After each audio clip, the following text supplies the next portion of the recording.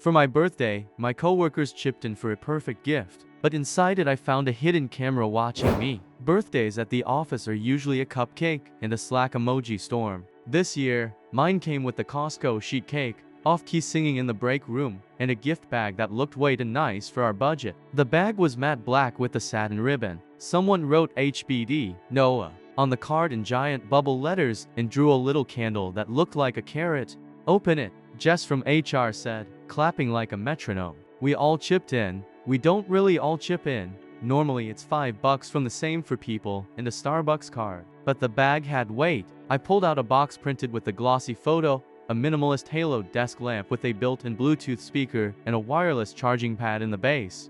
The brand was something I'd never heard of, Luma Hollow Aura, with the kind of typography that screams, I'm definitely not a knockoff. Please don't look too hard, dude.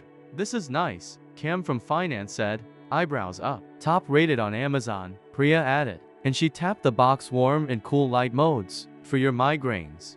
Everyone on like we'd adopted a puppy. I swallowed a little guilt. We're a mid-size agency in South Lake Union. The last time we splurged on anything not billable, Linda, our boss, made a speech about runway. Still, the card had a dozen signatures and a flurry of inside jokes. It felt sweet. I sliced the sticker and slid the lamp out. The plastic smelled new in a way that was almost chemical. The halo ring was smooth, the stem brushed aluminum. The pad on the base had a little lightning bolt icon. It was heavier than it looked, dense, like there was a brick inside. When I tilted it, something faint clicked, like a tiny relay. Plug it in, Mike from IT said, already untangling the cable. He's the kind of guy who can jailbreak a toaster. There's a QR code for the app, he said, flipping the quick start guide toward me. The guide was in 6 languages and suspiciously enthusiastic. Welcome to a new era of light. The QR sent me to an app called Easy Home with 5 stars and exactly 3 reviews.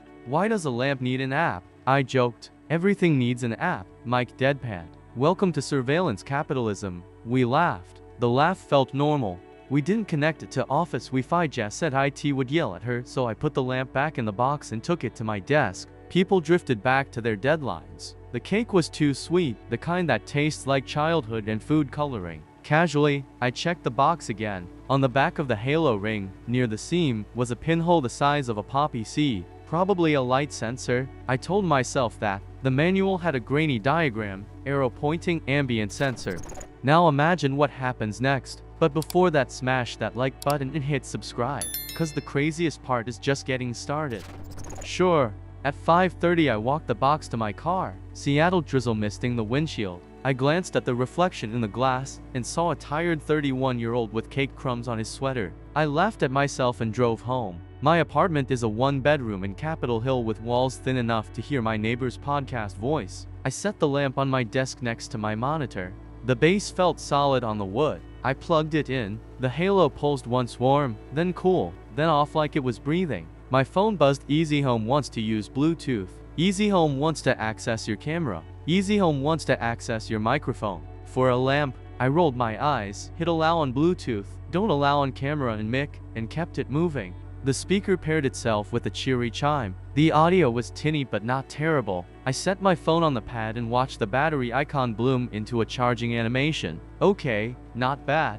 Later, while I cooked, I noticed the halo doing a faint shimmer, like heat on a road. I'd turned it off, right? I tapped the base. It went from off to warm to cool to off again. A soft tick came from somewhere in the stem a second after each change, like a delayed throat clear. Weird, but fine. New gadgets have quirks. Around 11, I was doom scrolling on the couch with the lamp behind me, set to a low, amber glow. It made the apartment look expensive, like a hotel photo in a real estate listing. I cued a lo-fi playlist. The halo cast a gentle ring on the wall that looked, for half a second, like an eclipse. When I went to bed, I turned it off and the room fell into that city night half dark. I remember thinking, I should write the team a thank you Slack in the morning. That was actually kind. I remember feeling a little less alone. At 3:17 a.m., a soft double click woke me, the kind of sound you can only hear when everything else is dead quiet. I stared at the ceiling, imagined it was the building settling, or my neighbor's cat doing parkour. After a minute, I rolled over. On my nightstand, my phone lit up, face down, as if a notification had come and gone. I didn't check it. In the morning, I poured coffee and opened Slack to type something grateful. 10 seconds in, a new banner slid down my screen from the top. Easy Home Motion Event recorded 3:17 a.m. Night Clip 01. I stared at the words while the kettle clicked itself off. Motion. In my apartment. From a lamp whose mic and camera permissions I never granted. I tapped the notification. The app opened to a tiled dashboard I had not seen last night. A little thumbnail with a gray triangle overlay. The title stamped underneath, Night Clip 01. The thumbnail was too dark to make out, but there was my desk, I thought. A faint arc in the upper corner. The halo. I hovered my thumb over the triangle and told myself there had to be a normal explanation. Maybe the motion was just a power blip. Maybe the app was glitchy garbage. Maybe I'd hit something in my sleep. From the desk, the lamp sat perfectly still. Halo resting like a polite halo does. On the back of the ring, the tiny poppy seed dot caught a sliver of morning light and winked at me like an eye. I did not press play. Not yet. For the next 2 days, I tried to convince myself the app notification was just a glitch. Some badly translated setting buried in code. I didn't open the clip. I couldn't. Instead, I muted all Easy Home alerts and told myself problem solved. But once you notice something, you can't unsee it. On Thursday evening, while I was on a Zoom call, I caught it again. The halo pulsed just once like a blink. My camera was off, my mic muted. But the shimmer in the corner of my eye made me lose track of the conversation. My manager was explaining quarterly goals, and all I could think was, why does a lamp look alive? That night, I tried reading under it. The light adjusted itself, warm to cool, back to warm, without me touching the base. I tapped it off, but it flicked back on 10 seconds later. A polite little glow, like it wanted me to notice. When I leaned close, I heard a faint mechanical click, not from the lamp speaker, but deep inside the stem. Like something opening and closing. I pressed my ear to it, half laughing at myself. Nothing, just silence. The next morning, I left for work early. Coffee in hand, I glanced back at the lamp. It sat perfectly still on the desk, halo turned off. Yet, for one brief second, I swore the poppy seed sensor dot glinted. Not from sunlight, from inside. At the office, Jess asked, "So, how's the lamp? You like it?" Everyone looked up from their desks, suddenly interested. "Yeah," I forced a smile. "Cool gift. Thanks again," Cam grinned. "See, told you it was better than socks." A chorus of chuckles, then back to keyboards. I tried to act normal, but a new thought drilled into me. Who actually suggested the lamp? Who picked it out? At lunch, I casually asked Priya, "So how'd you guys land on that thing?" She frowned. "What do you mean?" "Jess picked it. Said it was trendy." Jess blinked. "Wait, no, I thought Mike sent the link." Mike laughed, mouth full of sandwich. "Don't drag me in. I just plugged it in." The three of them shrugged, went back to chatting about deadlines. But my chest tightened. Nobody seemed to know who'd actually chosen the gift. That night, I broke. I opened the app. Dashboard. Thumbnails. Not one clip. Not two. A list. Night Clip 01. Night Clip 02. Night Clip 03. Dated, timed, all between midnight and 4 a.m. Hands sweating. I tapped one. The video was grainy, but clear enough. My desk in low light. My own silhouette crossing the frame in pajama pants. Scratching my head, yawning. I hit pause immediately, heart slamming. The timestamp was real. The movement was me. But who was watching? At the bottom of the screen, a label blinked. Uploaded. Uploaded where? To whom? I slammed the app closed, ripped the lamp's plug from the wall, and shoved the whole thing into the closet. Out of sight. Out of reach. I thought I'd killed it, but when I returned from brushing my teeth, the halo glowed faintly under the door. The glow leaking from my closet door kept me awake half the night. Every time I closed my eyes, I saw that faint circle of light, like a warning signal I couldn't shut off. By morning, I'd convinced myself I had to know. Ignoring it wasn't going to make it vanish. I pulled the lamp out and set it back on the desk. My stomach churned like I was about to check an exam grade I already knew I'd failed. The halo sat there innocently, smooth and polished, as if it hadn't been pulsing behind a closed door at 2 in the morning. I opened the Easy Home app again. This time, I didn't stop at thumbnails. I tapped Night Clip 02. The footage loaded instantly. No buffering, which meant the video wasn't on my phone, it was hosted somewhere. The clip showed me lying in bed, back turned to the camera. My chest rose and fell under the covers. For a second, I felt detached, like I was watching someone else's life. Then I noticed the tiny detail that snapped me back, the reflection of the lamp's halo in my mirror.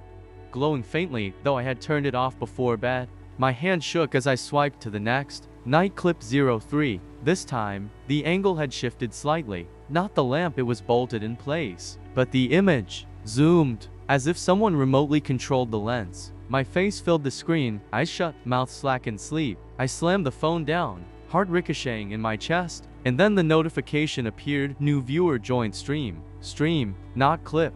My blood iced. I turned the lamp physically toward the wall, but the app feed updated instantly, showing the back of my monitor now. A chat bubble popped up at the bottom of the screen, user, nice apartment. I nearly dropped the phone. Another bubble followed, user, smile for us. I killed the app, unplugged the lamp, and this time smashed the power cord against the wall until the plastic cracked. Breathing hard, I stuffed the lamp into a trash bag and carried it down to the building's dumpster. It landed with a hollow clang. I thought I was free. Back upstairs, I washed my hands 3 times. I tried to drink water, but it spilled down my shirt. My phone buzzed. A new notification from Easy Home. My heart lurched.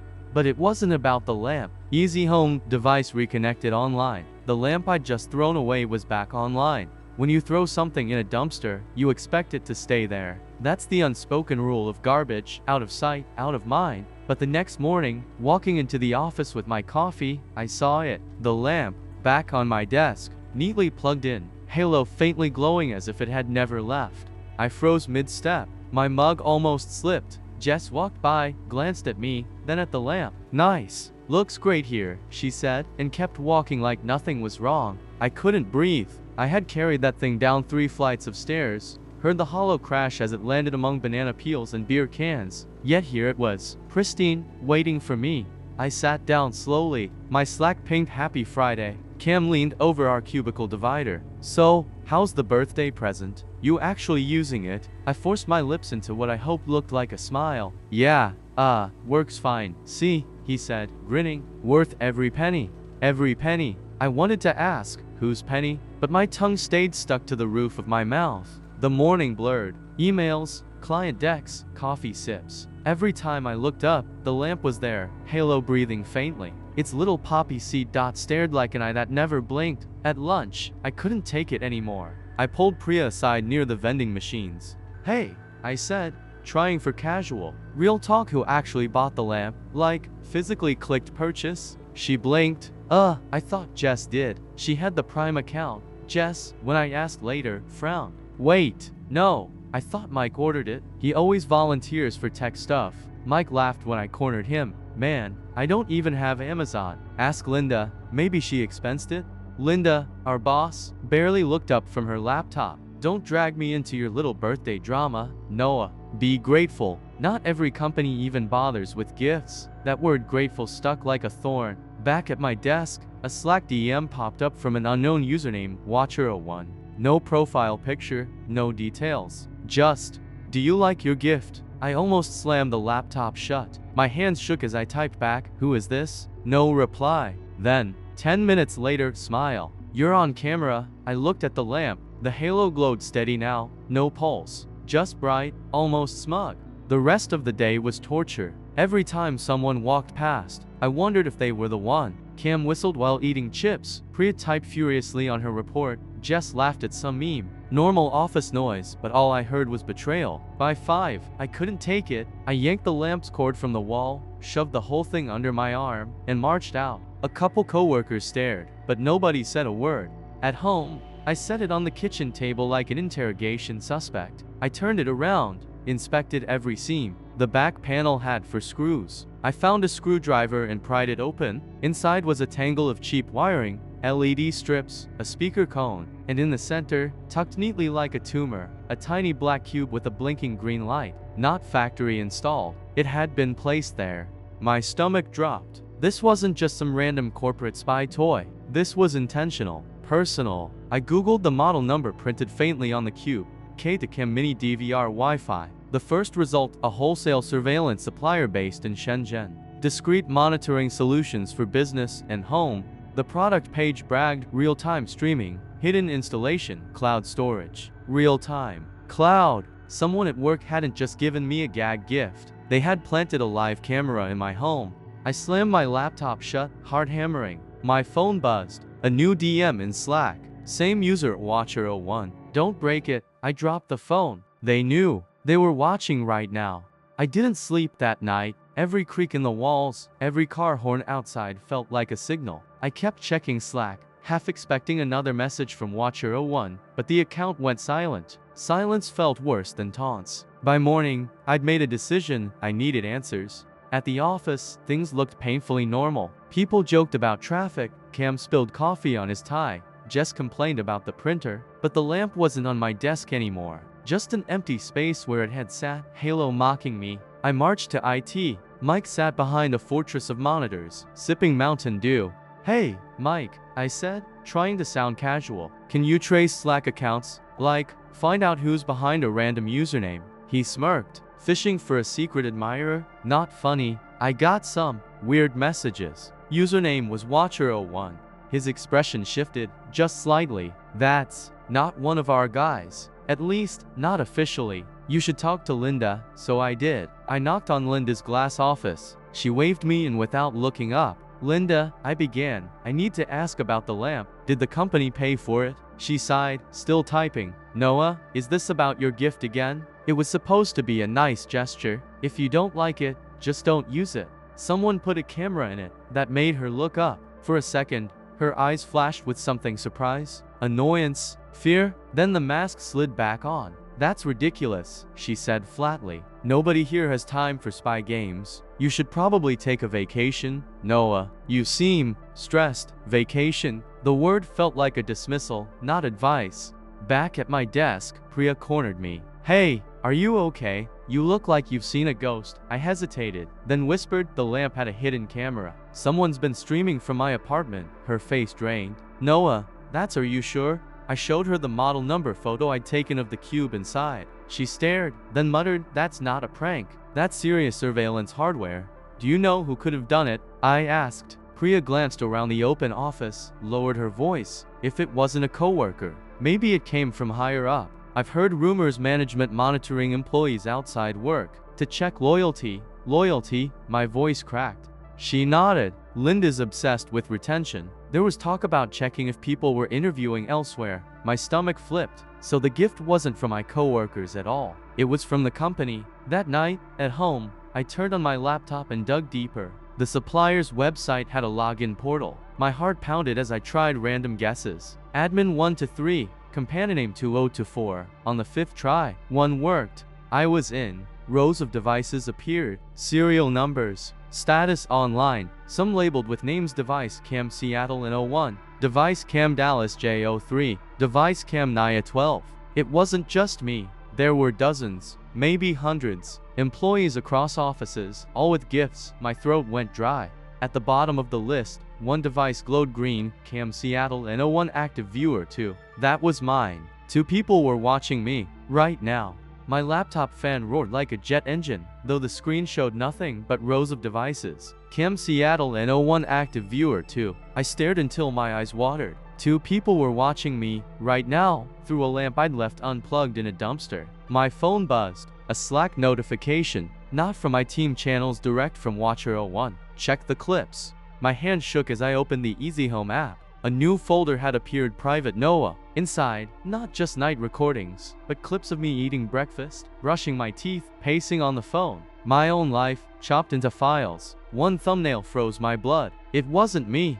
The angle showed my kitchen, yes, but the figure in the frame wasn't mine. Taller, broader, wearing a hoodie, face half shadowed. He walked straight toward the lens, leaned close. His mouth moved, whispering something I couldn't hear. The time stopped till AM last night when I'd been at my girlfriend's place across town. I dropped the phone. Someone had been in my apartment. I ran to the closet where I'd first stuffed the lamp. Empty. My trash bag from the night before was gone too. I sprinted downstairs, heart in my throat. The dumpster lid was wide open, inside spotless to spotless, like it had been emptied ahead of schedule. Back upstairs, another ping. Watcher01, we like your place. Cozy. I couldn't breathe. For a wild second, I thought about calling the cops. But what would I say? My coworkers gave me a lamp, and now someone's streaming my life online. They'd laugh, take a statement, file it under paranoia. Instead, I went back to the portal. My cursor hovered over active viewer 2.